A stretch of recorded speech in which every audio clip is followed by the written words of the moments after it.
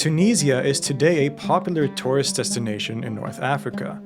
It's a country that has beautiful sandy beaches, incredible architecture, delicious cuisine, and a lot of culture to explore and get immersed in. But what many people don't realize or aren't aware of is the strong mystical history of this place, particularly its relationship with Sufism.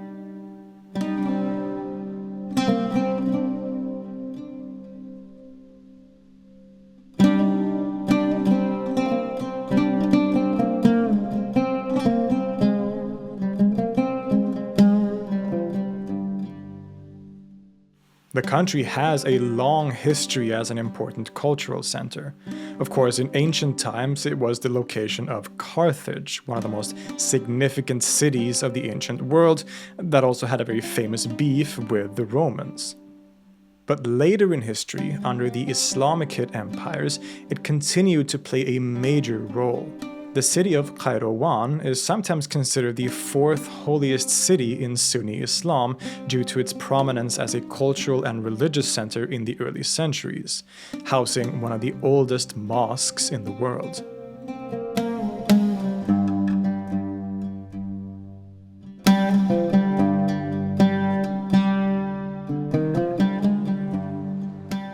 And the current capital of Tunis, in the north of the country, has also hosted some of the most significant scholars and mystics in history.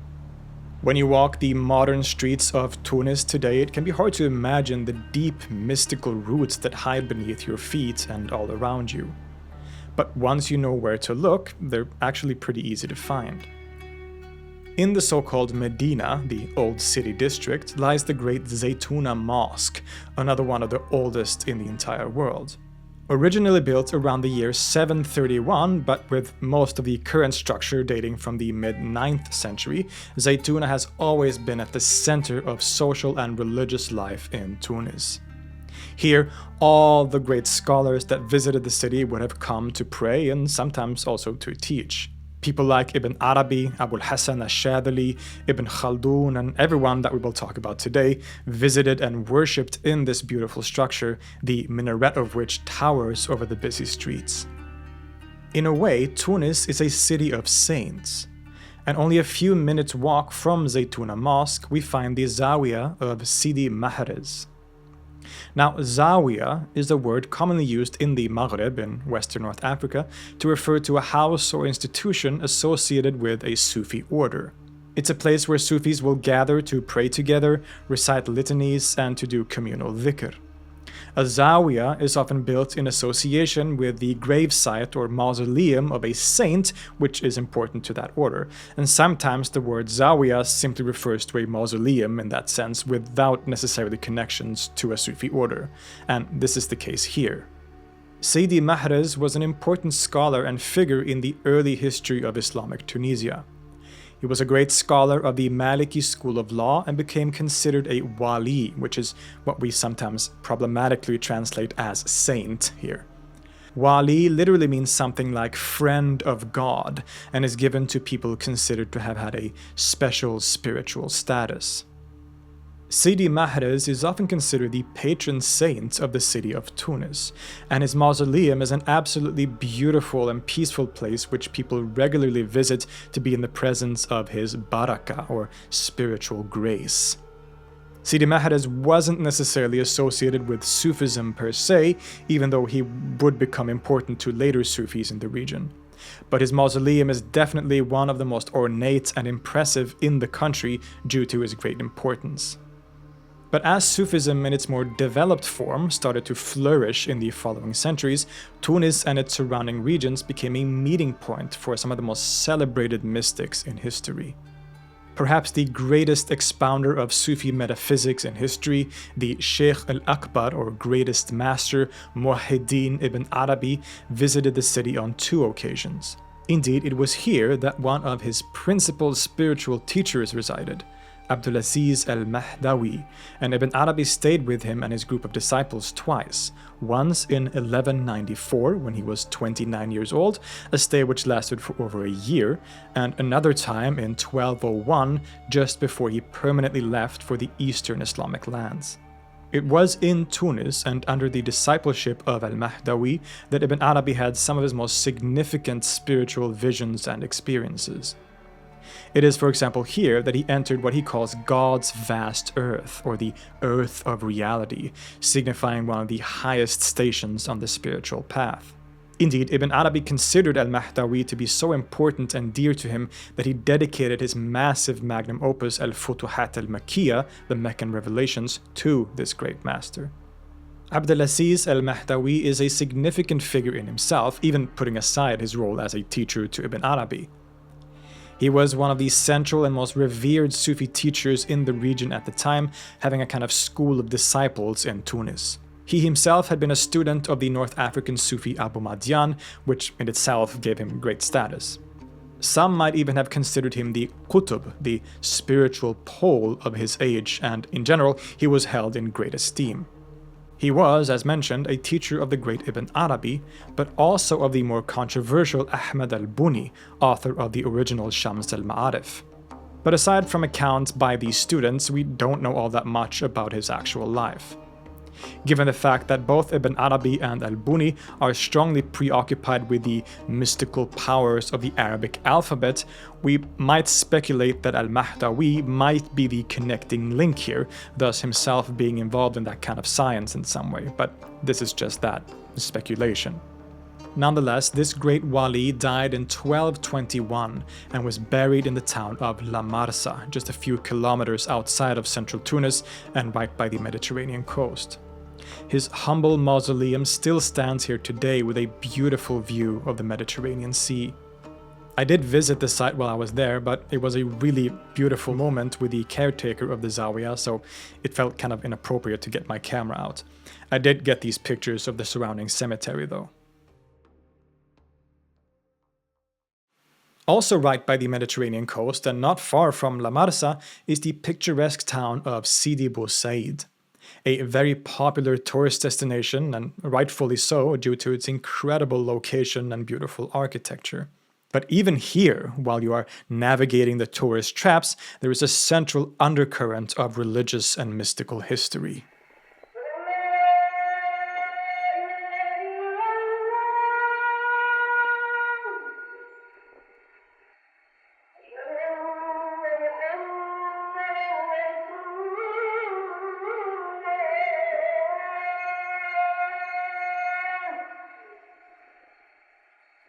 I am currently in the beautiful little town of Sidi Bou Said in northern Tunisia, just a few kilometers outside of the capital Tunis.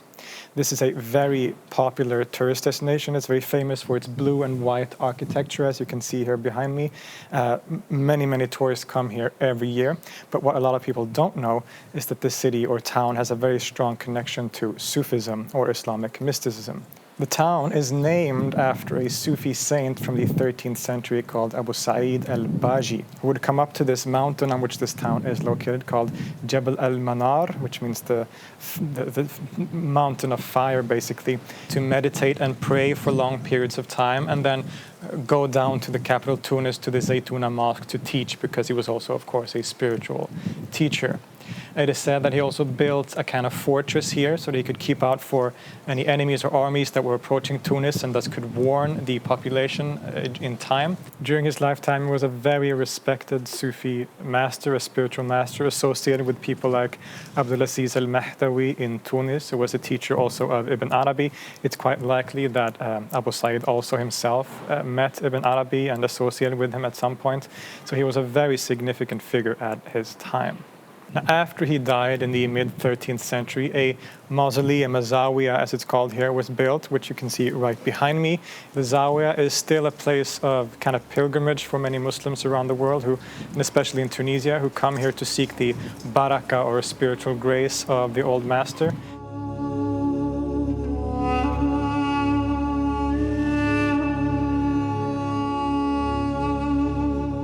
I've been told that Sufis of the Shadili order still gather weekly at the Zawiya for Hadra, which literally means gathering in Arabic, a gathering where rituals like dhikr, or remembrance, is performed, involving communal recitations of God's names or phrases like La ilaha illallah for long periods of time. It's a kind of meditation, you could say. The Zawiya is literally in the middle of the town among tourist-filled streets. You can easily miss it, but the town is literally built on its mystical Sufi history and around the Zawiya of Sidi Bou Said al-Baji. As you walk the main street of Sidi Bou Said, you will probably encounter a cute cafe reached by a flight of stairs. This is Qahwa al-Aliyah, literally the high cafe.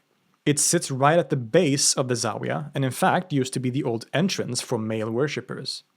Inside the cafe you'll find a very traditional looking room where they serve some delicious mint tea. And even this place has a connection to Sufism.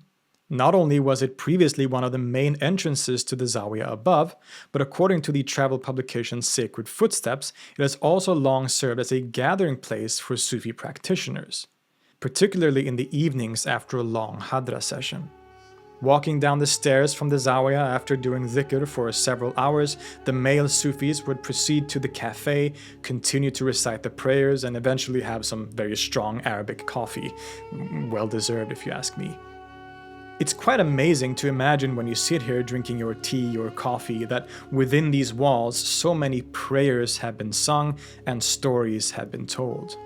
And in general, to walk the streets of Sidi Bou Said among the crowds of fellow tourists, it can be hard to see past the modern coat of paint. But the great mystic that the town is named after, Abu Said al-Baji, remains a constant presence here. He too was a student of the famous Abu Madian in the west and became one of the great mystics of his age, especially in this region. He chose this mountain as a place where he would go every day to meditate and come close to God, to find intimacy with the reality that lies at the core of existence.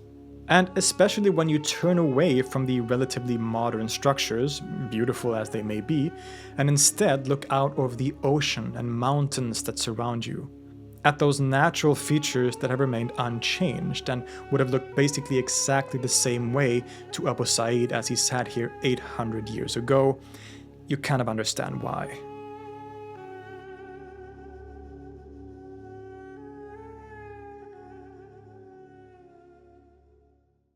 According to some stories, Abu Said al-Baji was also the teacher of one of the most famous and important Sufi personalities in history. But for that story, we'll have to return to Tunis proper, because it is here, close to the city center of Tunis, sitting on top of a hill by the Jalaz cemetery, that we find Zawiya Bel Hassan. The name Bel Hassan refers to Abul Hassan ash-Shadhili, the founder and main figure of the Shadhili Sufi order, and a mystic who is considered one of the greatest saints in Islamic history. Abul Hassan ash-Shadhili was originally from Morocco and became a Sufi there under the discipleship of Abdussalam ibn Mashish. But it wasn't until he moved to Tunisia that he started his career as a spiritual teacher and sheikh himself. Indeed, the name ash-Shadhili comes from a village outside of Tunis called Shadhila, where he resided for a period. Eventually, though, he moved to Tunis itself and started teaching there, building his first community of Sufi students. Regularly, he would retreat to a small cave on top of the hill in the city to meditate and pray in the darkness for long periods of time, at other times emerging to guide his students on the spiritual path to God. Eventually, ash-Shadhili left Tunis and settled in Egypt, where he established his tariqah proper. He is buried in Homeithara in Egypt, where he died while on pilgrimage to Mecca. The Sufi tariqah, or order, that he started, or was formed around him and his teachings, known as the Shadhiliya, quickly became one of the largest and most prominent in the world, a position that it retains to this day. Particularly in North Africa, the Shadhiliya is unquestionably the most widespread and popular Sufi order. And in Tunisia, his disciples continue to grow and teach. Tunis had, after all, been one of the main centers where ash-Shadhili spent his time. Shortly thereafter, a Zawiya was built for the Shadhili order in Tunis. However, this Zawiya was not built on the resting place of the master, as is usually the case. His mausoleum was in Egypt, after all. Instead, this Zawiya was established right on top of the cave where he would famously go to meditate. This became the Zawiya Bel Hassan, or the Zawiya of Abul Hassan al-Shadhili, which remains the main center for the Shadhili order in Tunisia. It's still active today, as Shadhili Murids will gather here every Saturday morning for Hadra, where they recite the litanies of the order and perform intense dhikr together.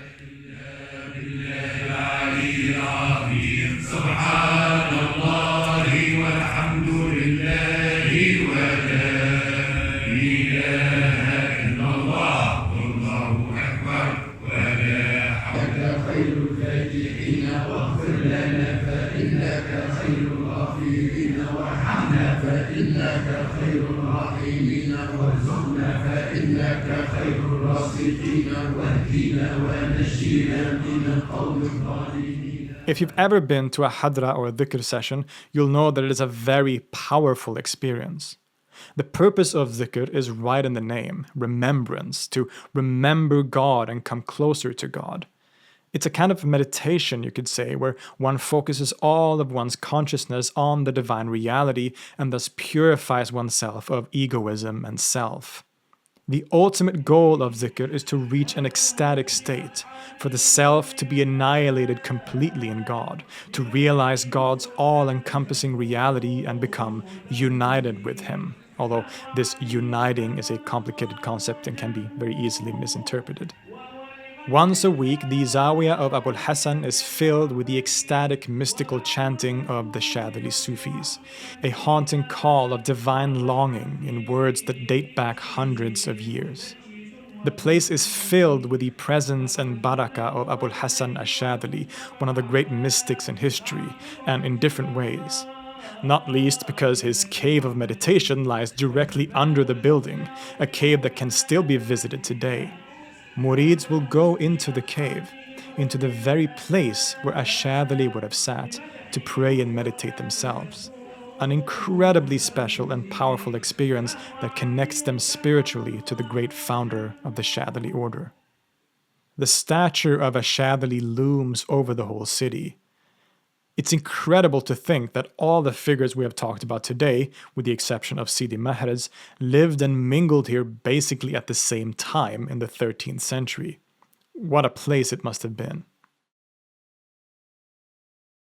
And we're not even done yet, because one of al-Shadhili's students in Tunis was a woman who would become incredibly famous and revered in her own right, and is still an important figure in the region. Her name was Aisha al-Manobia, but is affectionately referred to as Saida Manobia. She was from the region of Manouba, which today is basically a part of the city of Tunis, and was born into a prominent family, her father being an important religious authority in some way. Eventually, she chose to go her own way and traveled to Tunis proper to study the religious sciences, of which she became very proficient. A turning point came when she met and became a student of Abul Hassan al-Shadhili as he was establishing himself as a spiritual teacher in the city. In fact, she became one of the leading authorities, especially as al-Shadhili left for the east. Putting aside her role as al-Shadhili student, Saida Manobia became a revered and significant personality and mystic in her own right. As a woman, she was quite unique in her position as a spiritual and religious leader for both fellow women and for men. It wasn't uncommon for women to be spiritual teachers at this time, even to men, as we can see from many accounts by people like the aforementioned Ibn Arabi. So the common idea that she was completely unique in this regard isn't entirely justified. Still, this was certainly not the norm, and in this way Saida Manobia was of course very special as she broke some of the gender assumptions at the time. She would engage in debates with male scholars and in general became a great authority. And for this reason, Saida has become a powerful symbol for women to this day, representing the spiritual and intellectual power that women have had in history and still have today. Some even consider her a kind of feminist icon for her breaking of social norms, although this should be somewhat nuanced, as we have said. She was an accomplished mystic who reached the heights of spiritual experience and journeying, which was also reflected outwardly. Saida was known as an incredibly caring and compassionate person, spending much of her time giving to the poor and needy and taking care of those humans and animals that were less fortunate. In this way, she represented the important Sufi principles of love. A love that is directed primarily towards God, but which for that reason is also extended to a caring love for fellow creatures as not only creations of God, but as reflections and manifestations of God's being and attributes. The Zawiya or mausoleum of Saida Manobia stands in Manuba, the place where she grew up, and is still active today. It's become an important place for women in particular, who will gather there regularly to seek her blessings and to perform dhikr, chanting ecstatically, playing percussion instruments, and performing ritual dance as a form of worship of God, which is common in some Sufi circles. But it isn't exclusively for women, of course, as men will often come here too, even though they are often separated during the rituals themselves. In general, Saida Manobia and her Zawiya is a place of grace for many people. A safe space not only for women, but for other groups of people shunned by society in different ways. The compassion and caring nature of Saida thus lives on in her place of rest, where people from all walks of life come to worship God in a welcoming environment. As we visited the Zawiya, we were greeted by the caretaker there, who was an incredibly kind and welcoming woman that gladly answered questions and offered us gifts. Something in the kindness of her eyes and conduct reflected the character of Saida Manobia, the tomb of whom she was the caretaker, as did the peaceful nature of the place itself.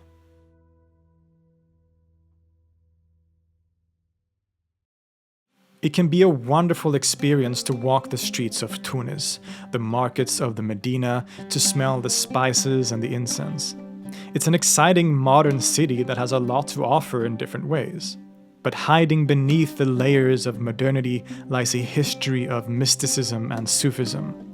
Great saints and mystics whose lives and teachings have shaped not only Tunisia itself, but the whole world.